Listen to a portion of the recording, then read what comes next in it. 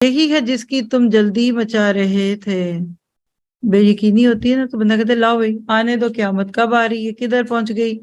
یہ بالکل ایک کیئرلیس ایٹیچیوڈ تھا جو وہ ظاہر کرتے تھے۔ بے شک تقوی والے لوگ بہشتوں اور چشموں میں ہوں گے۔ اللہ آپ کو مجھے تقوی والا بنا دے۔ ان کے رب نے جو کچھ انہیں عطا فرمایا اسے لے رہے ہوں گے، وہ تو اس سے پہلے ہی نیکوکار تھے۔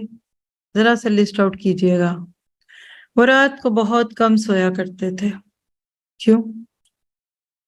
باتیں کرتے تھے بیکار؟ یاد نہیں، اللہ کے سامنے جھکتے تھے۔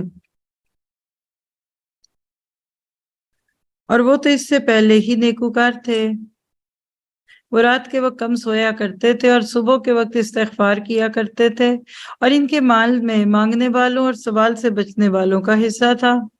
اور یقین والوں کے لیے تو زمین میں بہت سی نشانیاں ہیں، اور خود تمہاری اپنی ذات میں وفی انفسکم افلا تبصرون، یعنی ہمارے اپنے اندر اللہ کے وجود کی اور مرنے کے بعد جینے کی نشانی ہے، تو کیا تم دیکھتے نہیں ہو؟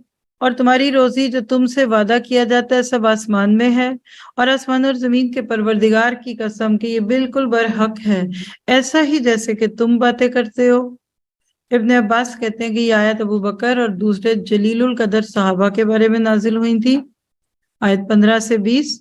آپ نے میں نے کیا سیکھا؟ فضول گوئی سے بچنا ہے، اللہ سے غافل ہو کر نہیں رہنا، تقوی اختیار کرنا ہے، نیک بننے کی کوشش کرنی ہے، سحری کے وقت میں مغفرت مانگنی ہے، اور سائل اور محروم کو مال میں حصہ دینا ہے۔